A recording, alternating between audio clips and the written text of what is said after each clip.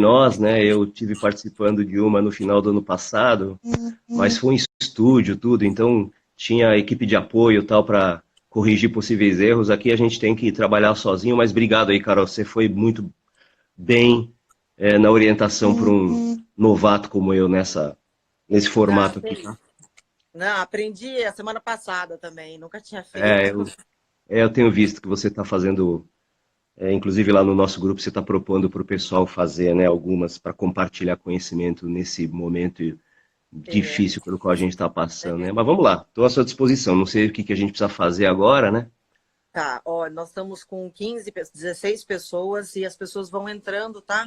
Ah, Conforme a nossa live vai acontecendo. estou vendo aqui o Eu sou número crescer. Caroline, executiva de recursos humanos, e hoje Uhum. eu tive o prazer de convidar o meu amigo Marcos Minoro, que tem uma super experiência em recursos humanos, para falar sobre planejamento de carreira em tempos líquidos. Marcos, você quer se apresentar? Precisa mesmo? Deve ter gente que não me Precisa. conhece, será? Acho que Vai, sim. vamos muito rápido, né? Até porque o principal nesse momento é a gente poder debater o assunto que trouxe essas pessoas para cá, né?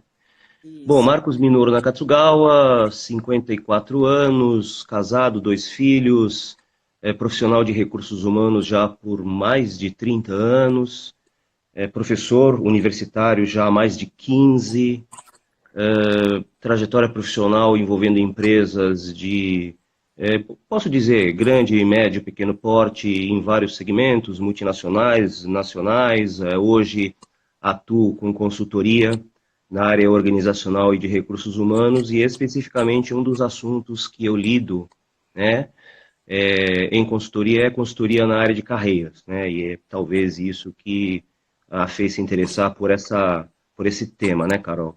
Então eu É, queria agradecer, né, da mesma forma como você agradeceu aí a minha anuência em participar dessa live, eu quero agradecer todo o relacionamento que nos tem, que a gente tem nutrido, né, nos últimos anos e que faz com que a gente esteja juntos aqui agora para poder trocar algumas ideias, tá? tá bom, eu que agradeço. Mas vamos lá. Nosso tema é planejamento de carreira em tempos líquidos. Planejamento de Uhum, carreira está normalmente ligado ao outplacement. uhum, Então, eu quero saber o que é o outplacement, para que ele serve, quando eu uhum, devo buscá-lo uhum. e a quem ele se destina. Tá bom. Várias perguntas numa só, né, Carol? Começou É, já detonando aí, mas vamos lá. A primeira coisa, a palavra outplacement, né, vem de outplace, né, do inglês outplace, que significa literalmente fora do lugar, né, outplace, né? Então, outplacement seria o processo de colocar algo fora do lugar, né, literalmente falando. Esse algo, quando a gente fala hoje de outplacement, são as pessoas, né, e o lugar é, simplificadamente, o mercado de trabalho, tá? Então, outplacement seria hoje, né, definido como o processo que leva pessoas a se movimentarem, né, ou a transitarem no mercado de trabalho, né? Nesse contexto, Carol, as pessoas que estão em processo de outplacement, elas estão, portanto, via de regra, numa transição de carreira, ou seja, elas estão querendo se movimentar na sua carreira, saindo de uma empresa ou de um trabalho para buscar uma outra empresa ou outro trabalho. E essa busca, né, ela pode ser uma busca espontânea, ou seja, a pessoa pode estar, por exemplo, incomodada no atual trabalho, no atual serviço e está procurando alguma coisa diferente, ou, em algumas situações, essa movimentação ela é forçada, por assim dizer, pela empresa que desliga o profissional, tá? É óbvio que a decisão, ela quando vem da empresa, né, ela costumeiramente é muito traumática para a pessoa, né? Por mais, né, que a pessoa possa até esperar isso. Por exemplo, a gente está vivendo um momento, né, Carol, que a gente não pode deixar de negar, né? Não pode negar, desculpe, né? Que é um momento em que as pessoas que estão trabalhando tensas, né, em função do momento. Então tá. elas podem até ter a expectativa de que algo virá a acontecer com elas, mas o momento em que ocorre é um momento traumático, né? Isso, por experiência, eu digo que funciona dessa maneira, tá? Mas isso ocorre muito porque as pessoas, né, nesse processo de gestão de carreiras, se é que existe uma efetiva gestão, elas costumam depositar muitas das suas fichas, se não todas elas, nessa empresa, nesse trabalho, nesse emprego, sabe? E ao Tá. fazer isso, elas se cegam e não planejam a sua carreira de modo que, mesmo numa situação como essa que a gente está vivendo, né, nesse momento líquido, né, como você mesmo fez questão de enfatizar no título que nós demos aqui para a nossa live, mesmo nesse momento, ela poderia, caso tivesse um plano, ter algum domínio sobre a situação, né? Por mais difícil que isso possa parecer em função do momento crítico que estamos a viver, tá? Então, assim, muitas pessoas que são, nesse contexto, enviadas para o outplacement, que procuram o outplacement, elas acabam entendendo que o serviço, até pela expressão outplacement, ele se limita a uma recolocação pura, tá? Mas uma coisa que eu queria enfatizar, por isso que a live se chama planejamento de carreira e não outplacement, né? É que esse processo, que usualmente se chama de outplacement, e que eu prefiro chamar de planejamento de carreira, ele mais do que uma recolocação simples, né? Apesar de que uma recolocação muitas vezes não é tão simples assim, mais do que uma recolocação, ela propicia a oportunidade da pessoa refletir sobre aquilo que a gente chama de carreira ou trajetória profissional, tá? Tá. E nisso a gente procura fazer com que essa pessoa possa planejar a sua carreira da mesma forma como todo mundo planeja o que vai fazer no seu dia a dia profissional, tá? A pessoa acorda, ela vai para o trabalho, ela tem lá um plano, atividades que ela precisa executar, entregas que ela precisa realizar, é a mesma coisa. Só que a gente acaba negligenciando um pouco esse aspecto no tocante à carreira. Então, quando a gente fala de outplacement ou planejamento de carreira, a gente fala de uma coisa um pouco mais abrangente, que é a própria reflexão que a pessoa tem de ter. Portanto, já respondendo na sequência algumas perguntas que você me fez, isso que a gente chama de planejamento de carreira se aplica a todo mundo, tá?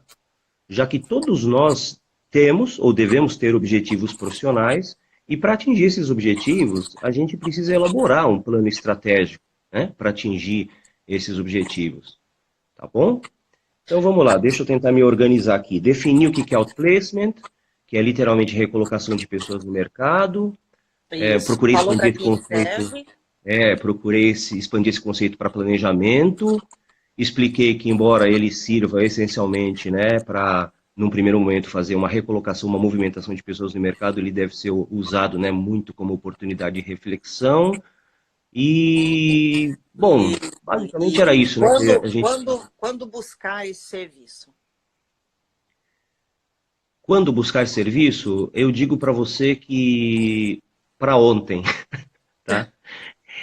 Não, porque assim, vamos situar da seguinte maneira. Eu vejo agora, por exemplo, que tem 33 pessoas vendo a nossa conversa aqui, né, participando dessa live aqui. Suponhamos que essas pessoas estejam nesse momento ouvindo e dizendo assim, então a partir de agora, né, deste momento que eu estou ouvindo o Minoro e a Carol conversarem, eu entendo a importância de fazer isso, mas, né, e é esse mas que é o problema, né? Mas o momento, será que é o momento oportuno, né, por causa da crise que estamos vivendo? Mas será que eu tenho condições de fazer essa reflexão, né? Será que eu tenho os elementos para fazer essa reflexão?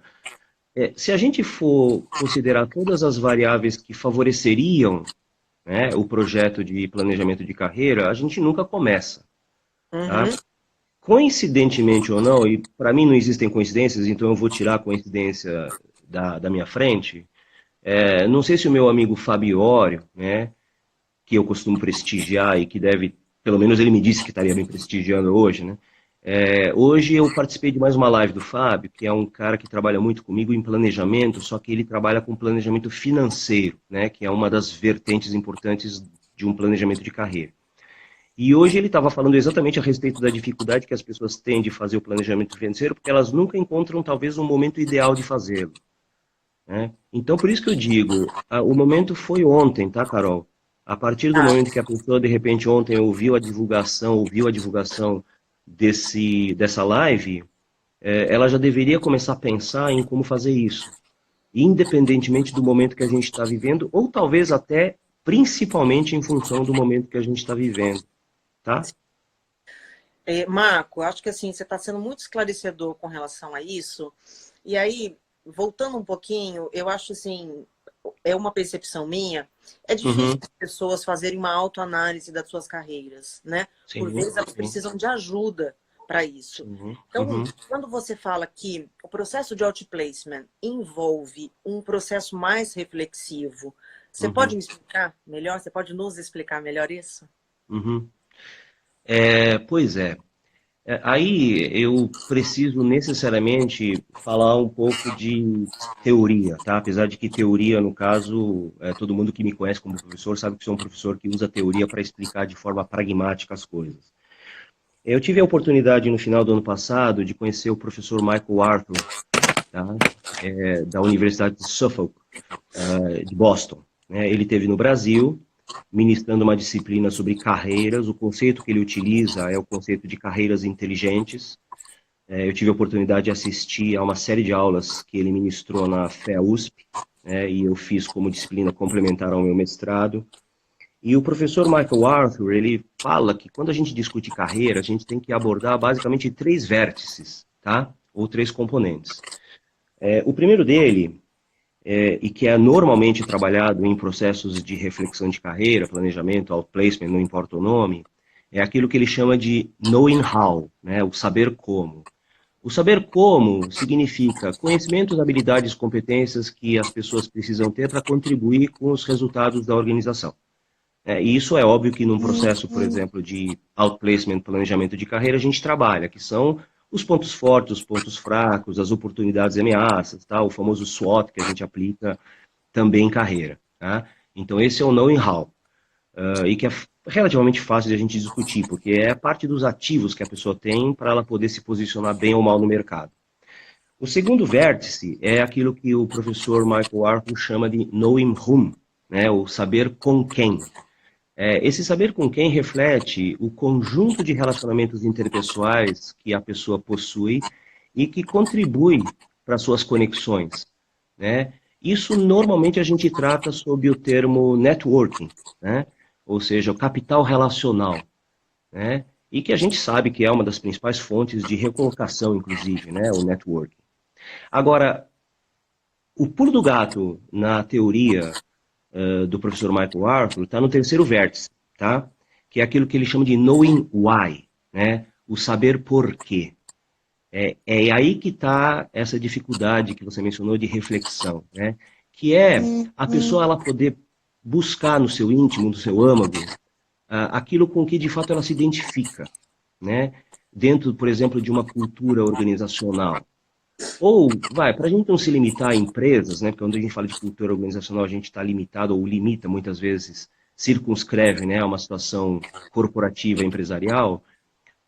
O próprio saber por que a pessoa existe, né? Saber que tipo de legado, que tipo de propósito ela tem na vida. E que às vezes pode, tá? Sem problema nenhum, pode não estar relacionado a trabalho em empresa. Ela pode exercer essa atividade em qualquer outra instituição, de forma autônoma, de forma colaborativa, enfim, né? Hoje em dia a gente tem várias formas de trabalhar, né, dessa maneira.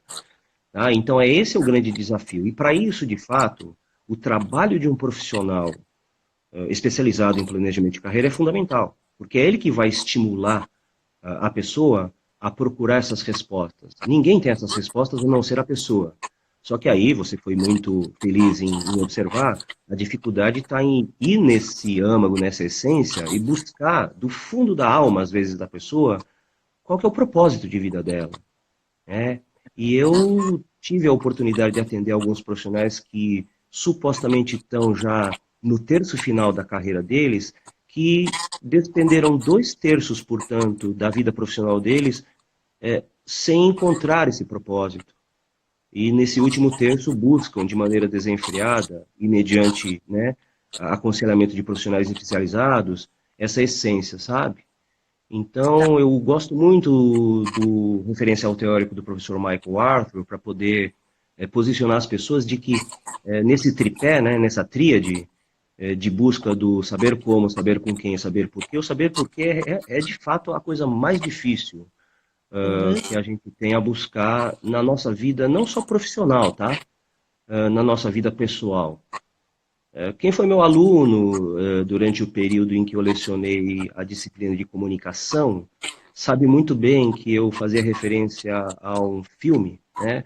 Sociedade dos Poetas Mortos, que traz, né, essa busca da essência, do legado, do propósito de maneira muito clara, né? E é bastante ilustrativo para mim o que ocorre nesse filme e que também é reproduzido em algumas outras películas ou mesmo livros, né? Essa busca. E é a busca desse propósito que, na verdade, a gente tem que trabalhar, tá, Carol? Bacana, muito bacana, né? Saber que para eu conseguir me recolocar no mercado, por exemplo, ou fazer uma mudança, de repente eu ainda estou trabalhando, né? Uhum. E esse processo pode me ajudar a encontrar o propósito, que eu costumo chamar do motivo que faz você se levantar todos os dias da cama, né? Exatamente. E veja, pode ser um motivo que muitas pessoas podem considerar num primeiro momento pueril, mas algum motivo tem, né? Tá? Sim, Mas o principal motivo é essa busca que você tem de trabalhar, né? Motivos existem vários, motivos até superficiais. Ganhar dinheiro é um motivo, né? Pagar as contas é um motivo. Aliás, é um assunto que a gente tem que tratar, né? sim, Parece que a gente falando de planejamento de carreira num momento como esse, que a gente não sabe se vai ter condições de pagar todas as nossas contas, a gente está assim trabalhando conceitos estratosféricos, né? Não, eu tenho plena consciência de que as pessoas que hoje estão buscando, né, uma oportunidade no mercado, elas têm suas contas para pagar.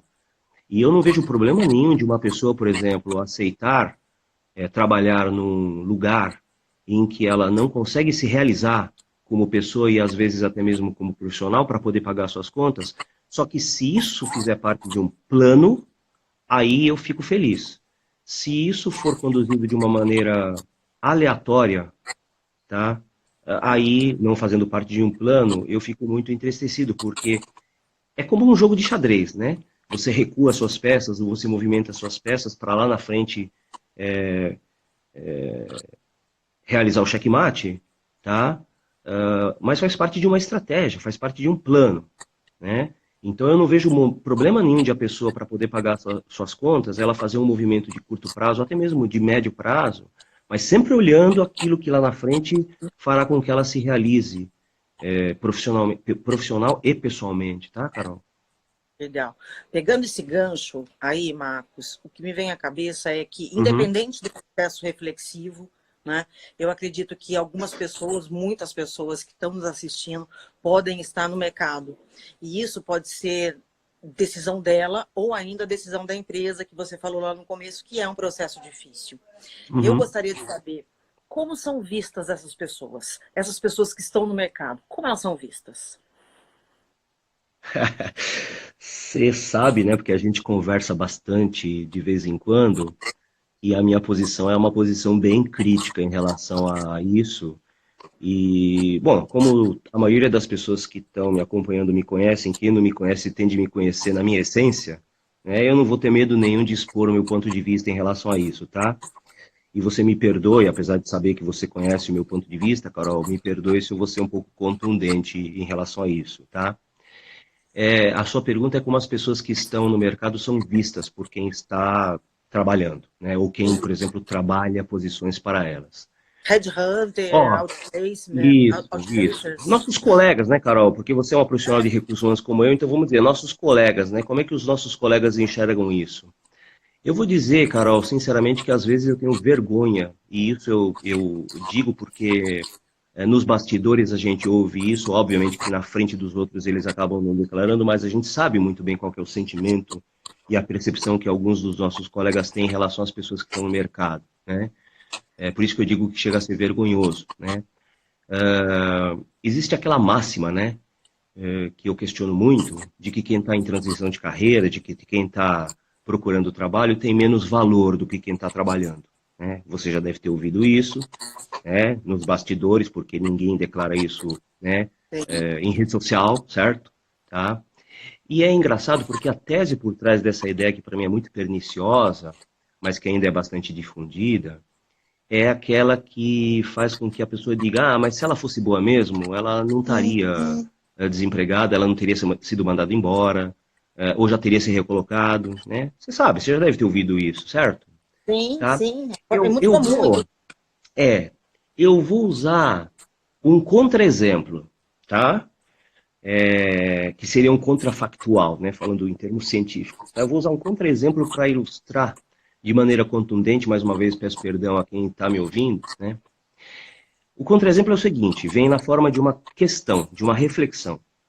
Quantas pessoas se mantêm hoje em suas posições, trabalhando, né, e olhando para essas pessoas que estão no mercado com esse desprezo? Quantas pessoas estão nas suas posições hoje trabalhando, principalmente, em alguns casos, talvez exclusivamente, porque sabem jogar aquilo que a gente chama de jogo político das organizações?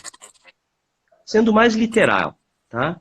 Quantas pessoas hoje não estão lá trabalhando porque, de fato, são puxadoras de saco das pessoas que lhes convém? Tá? Muitas. Pois é. Então, será que a pessoa que está fora do mercado, ela é menos competente que ela? Ou será que a competência que é exigida é única e exclusivamente essa competência política? Veja, Carol, eu sempre digo para as pessoas que me procuram que isso faz parte do jogo. Ou seja, se a pessoa não desenvolve um mínimo de competência nesse aspecto, ela de fato está desabrigada. Mas considerar isso como uma prioridade, né? Será que é isso que faz a diferença na hora em que a gente fica ou sai da empresa? É esse o ponto de reflexão que eu gostaria de deixar nesse momento. Mas eu tenho uma outra crítica, tá? Que na verdade é como se fosse um corolário da primeira. E Tá? aí eu falo com as pessoas que porventura, né, eu vejo que são 46 agora, trabalham com recursos humanos, são recrutadores ou recrutadoras, selecionadores, selecionadoras, headhunters.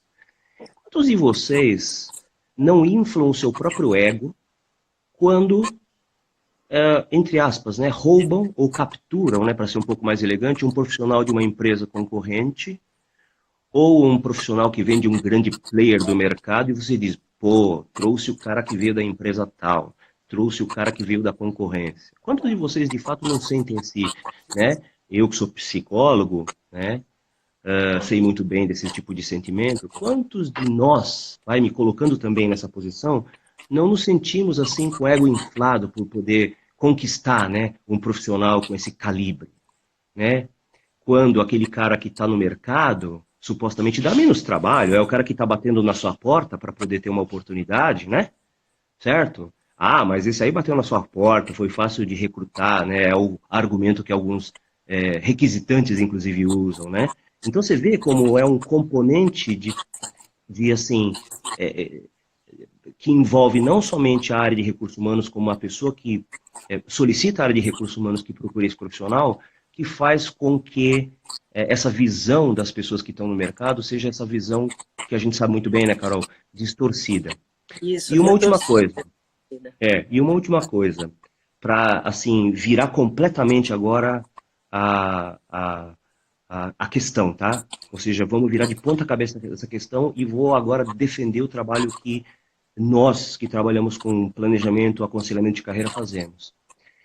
E que foi assim a grande oportunidade que eu tive, né, Carol? Porque você sabe muito bem, trabalhei muitos anos em recursos humanos do lado da mesa, e quando eu fui para o lado de cá, né, cá, sob o meu ponto de vista, receber essas pessoas, eu comecei a ter essa visão. Talvez, veja, fazendo meia-culpa, hein, Carol? Talvez eu tivesse essa mesma visão distorcida que eu estou criticando hoje, só que eu fiz a virada de chave e do lado de cá eu tenho uma outra perspectiva que eu queria ensinar para os meus colegas. Tá? O que eu quero ensinar para os meus colegas, tá? Que estão aí recrutando pessoas?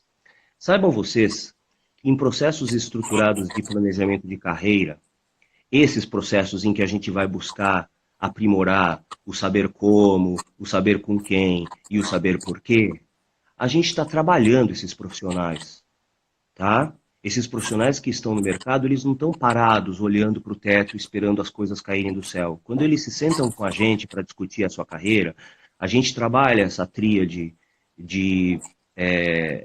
preconizada pelo professor Michael Ward. A gente não prepara simplesmente, não ajuda a pessoa simplesmente a preparar um bom currículo ou a preparar um bom discurso para uma entrevista, né, como se isso fosse o essencial num processo. É importante, né, mas a gente prepara essas pessoas para saber como, tá? Se a pessoa não tem as competências necessárias, a gente aponta e fala, corre atrás, ela corre, tá? O saber com quem, se a pessoa ela não tem um capital relacional, um networking bem desenvolvido, a gente força, entre aspas, né, a pessoa a buscar. E é engraçado, né, porque muitas dessas pessoas expandem o seu capital relacional a ponto de serem, e o mercado parece que não enxerga isso, as pessoas que com esse nível de relacionamento assim estabelecido, quando entram numa empresa, em função do capital relacional, potencializam o negócio da empresa, compreendeu?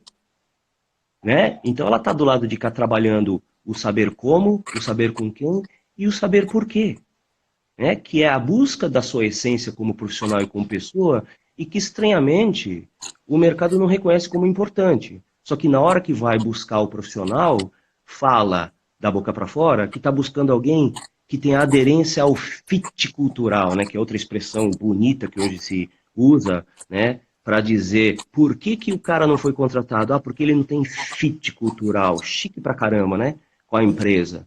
Então, esse tipo de coisa, assim, a gente tem que parar de brincar com essas coisas, porque do lado de cá, Carol, a gente faz um trabalho muito sério, tá? E se existe um momento em que as pessoas que estão aí, né, recrutando, selecionando pessoas, têm para fazer essa reflexão, o momento é agora, né, em função de tudo que a gente está vivendo e em função daquilo que eu digo para vocês, essas pessoas que a gente assessora vivem no seu dia a dia, tá?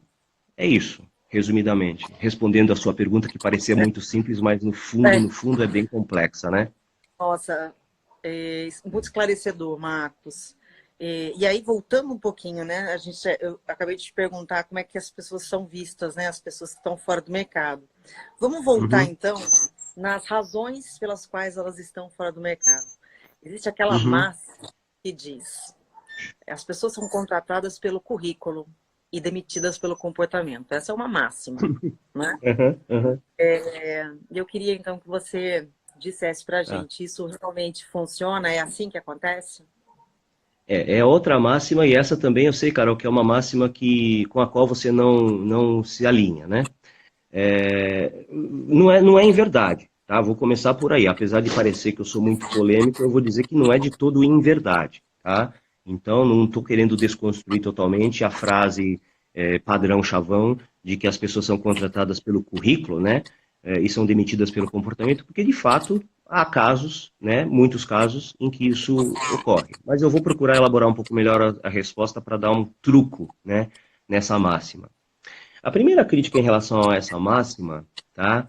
É em relação à forma como essa máxima tem sido alardeada no mercado. Hoje em dia virou mas as pessoas são contratadas pelo currículo e demitidas.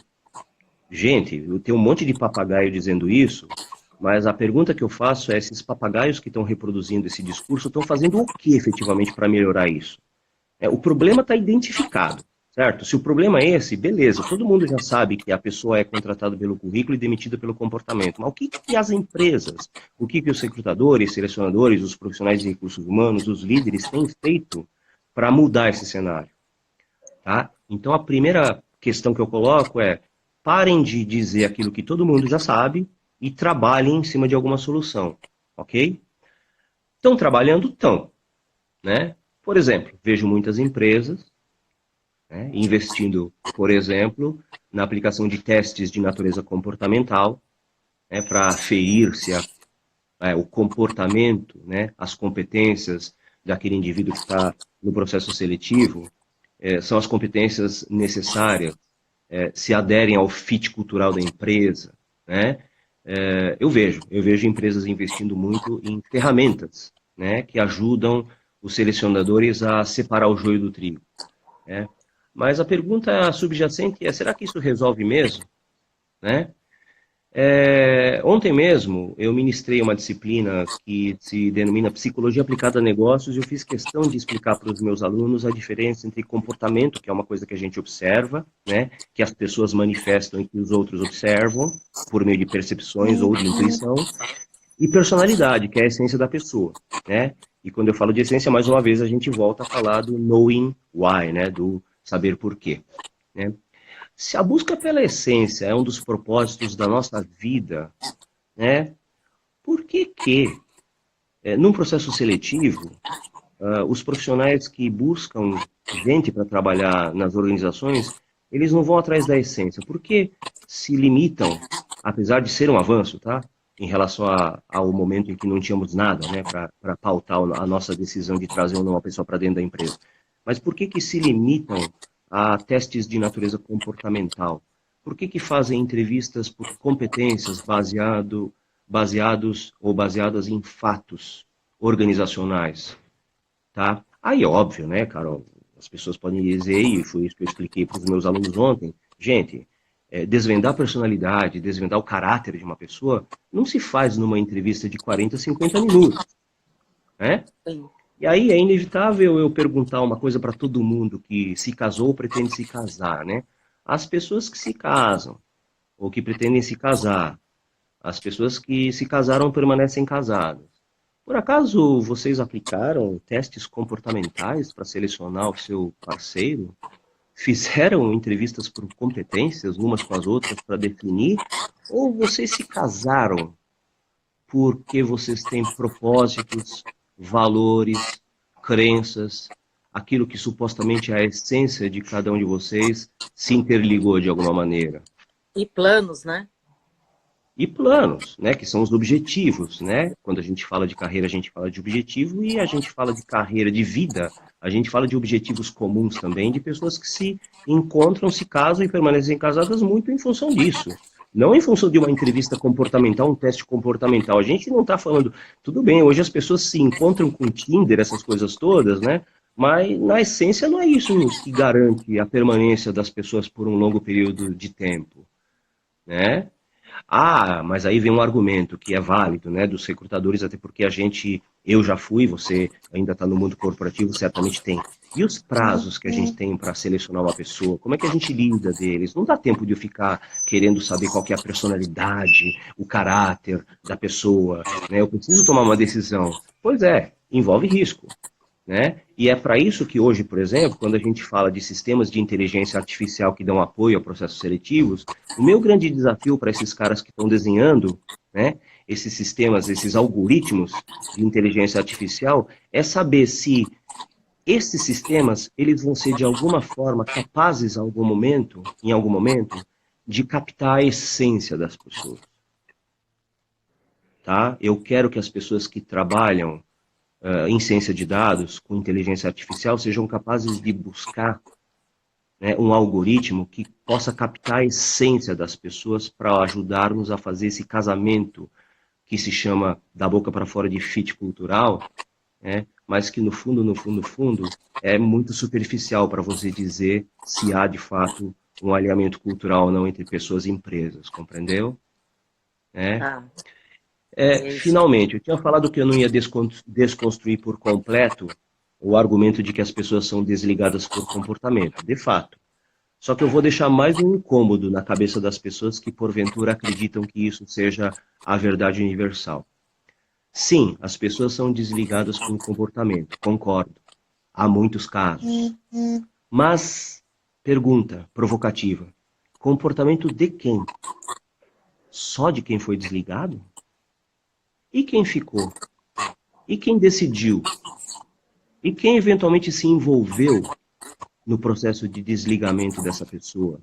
Se envolveu não no sentido de puxar o tapete, tá? Porque aí seria já uma grande sacanagem, mas se envolveu no sentido de não ter paciência para desenvolver essa pessoa, não ter tempo para desenvolver essa pessoa, não dar condições, dicas, orientações precisas, né, assertivas de que essa pessoa precisa fazer para poder se desenvolver, para poder dar certo naquela organização.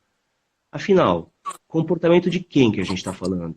Quando a gente fala de quem saiu, mas eu duvido, né, que seja só da pessoa que saiu. Eu tenho certeza que tem envolvimento de uma ou mais pessoas que ficaram, tá, Carol?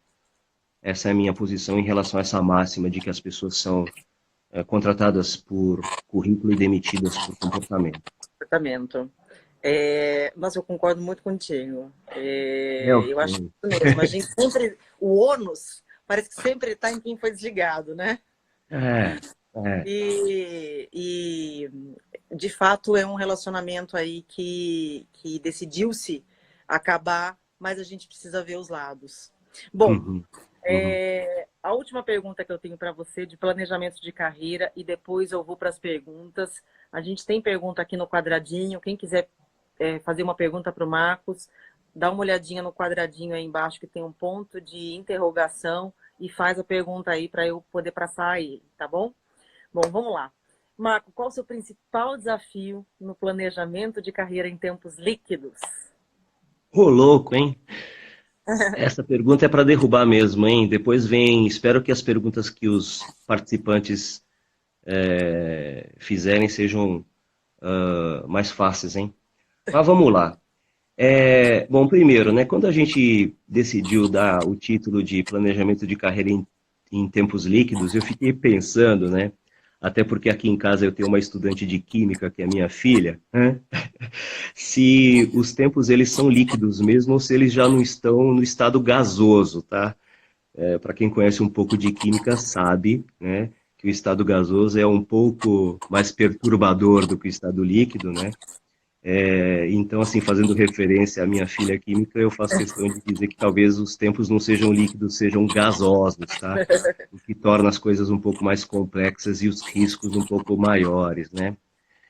Risco, aliás, que é um assunto que também faz parte do contexto de planejamento de carreira e que aí, já que eu fiz menção à minha filha, não posso deixar de mencionar o meu filho, que estuda ciências atuariais e que trabalha muito essa questão de risco. A gente fala muito, ele fala muito a respeito de risco, tal, chega a ser até chato em relação a isso, mas, de fato, são duas coisas que a gente precisa se preocupar num momento como esse que estamos a viver, tá? Mas, enfim, vamos voltar aqui, parar de puxar o saco dos meus filhos, né?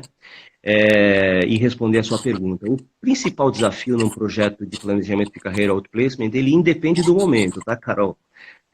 O fato de a gente estar vivendo em tempos líquidos ou gasosos, ele apenas potencializa, porque um projeto de outplacement ou planejamento de carreira, ele já traz na sua essência, né, um componente que é desafiador. Porque não tem, talvez não exista nada, poucas coisas sejam mais complexas do que trabalhar alguém que está no mercado de trabalho, né? Em busca de uma recolocação, ou até mesmo alguém que está numa empresa super insatisfeito e busca a gente para falar assim, quero sair daqui, pelo amor de Deus, me ajude. Tá? Então, o desafio é grande só pela natureza do trabalho que a gente exerce. Ok? Não é fácil. De fato, quem trabalha com isso, e eu não sei se tem alguns colegas meus assistindo a live, eles vão concordar em gênero, número e grau com isso. Tá? Agora, no meu caso pessoal, que também não é só meu, é dos meus colegas de profissão, é que, muito embora a gente tenha técnicas, muito embora a gente tenha metodologia para lidar dessas situações de maneira hard, né, o soft pega muito. A gente lida muito com o psicológico das pessoas, Carol. Né? Então, por mais que a gente procure sistematizar o processo, né, que tem etapas, método, sequência de atividades, etc., quando a gente tem diante de nós uma pessoa que, em função do momento de carreira dele, buscando oportunidade, precisando pagar as contas, ele está num estado que beira, ou até mesmo já chegou à depressão, você imagina o que acontece, né, numa sessão como essa, tá?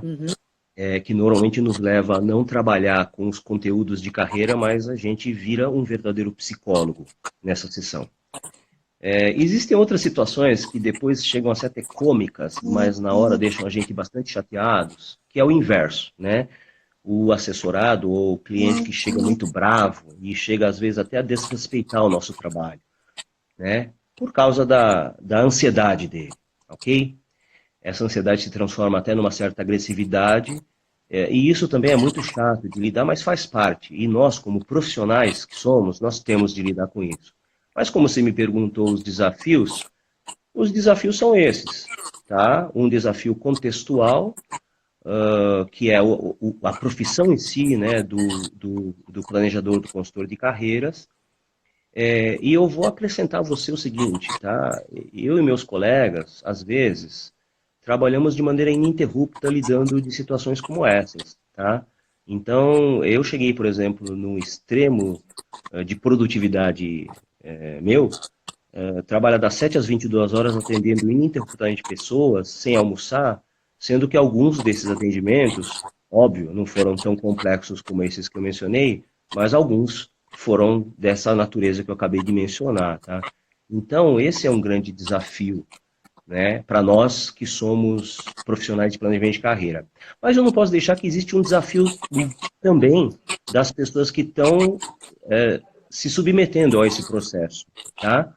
Que são os nossos assessorados, os nossos clientes.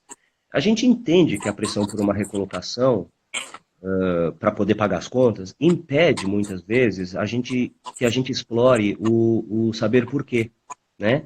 Então, em atendimento de carreira, é muito mais frequente a gente trabalhar o saber como e o saber com quem, e o saber por quê muitas vezes fica para um segundo plano, porque a pessoa está pressionada para voltar ao mercado. Porque ela Só precisa que pagar a conta.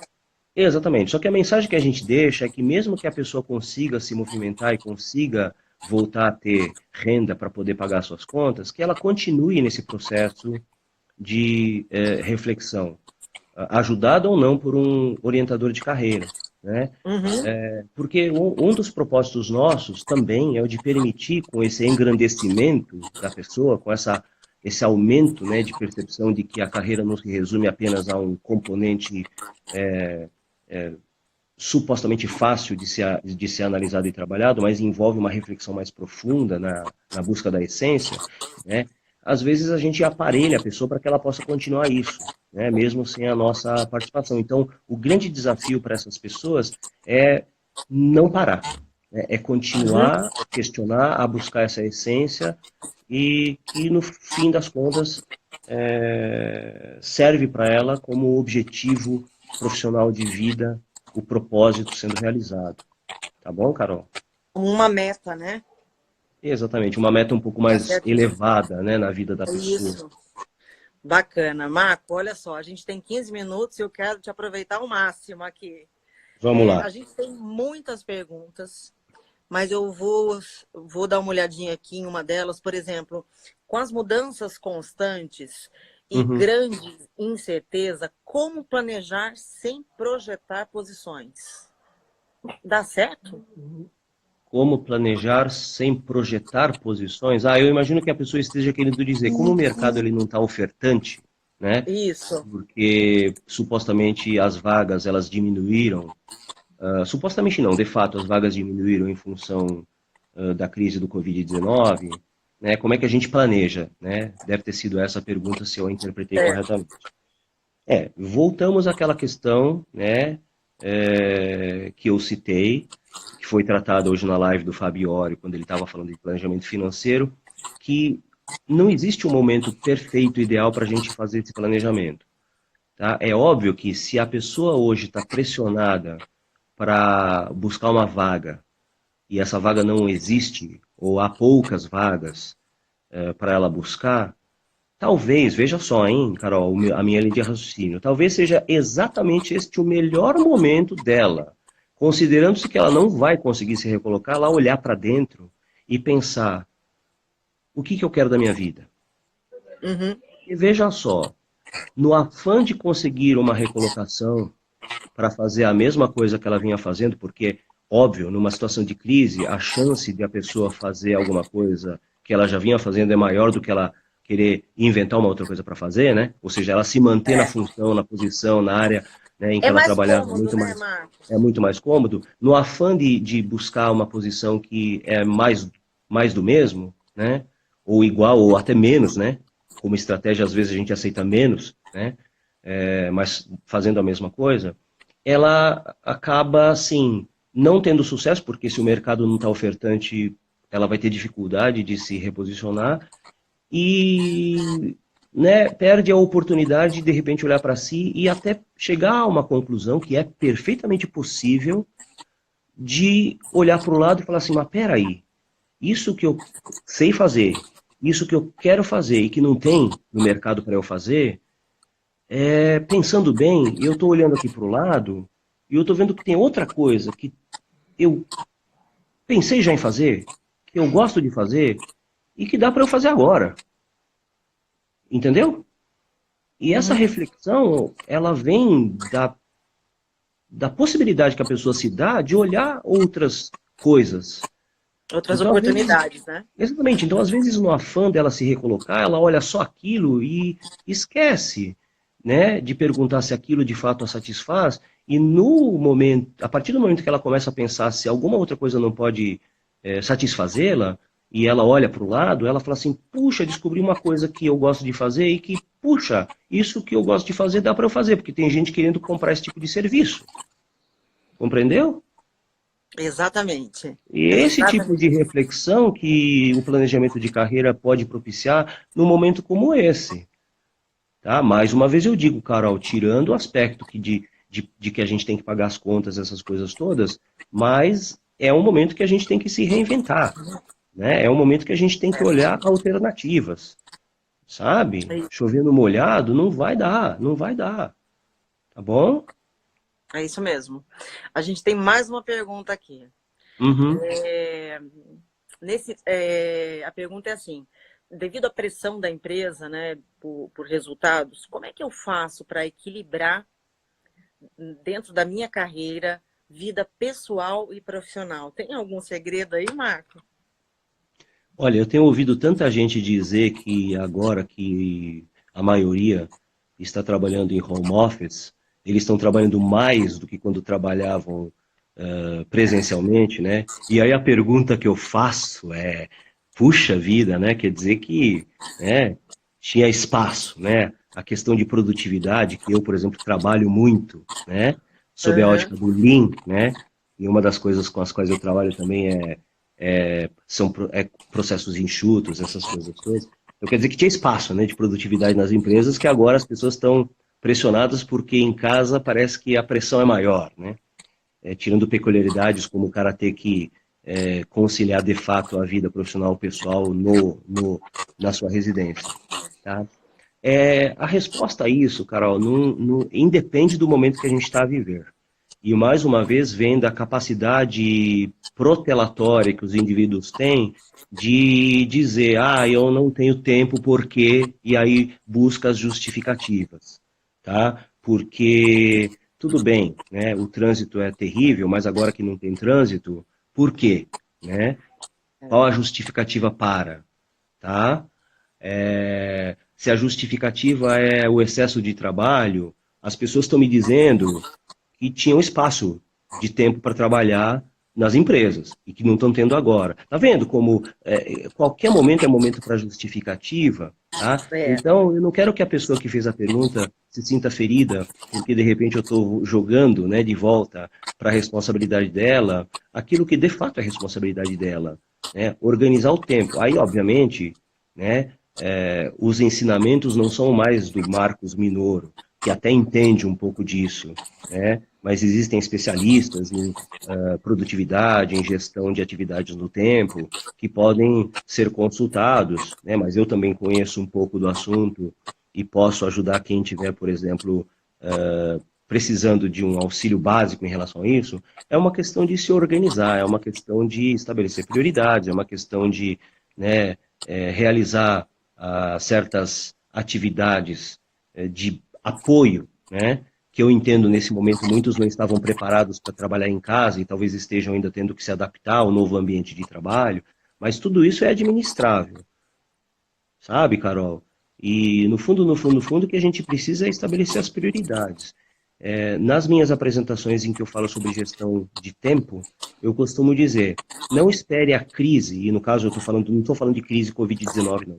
Não espere a crise bater a sua porta para você reinventar a sua vida. Principalmente naqueles casos que a pessoa diz, por exemplo, ah, eu não tenho tempo de fazer exercício porque o trabalho me consome muito.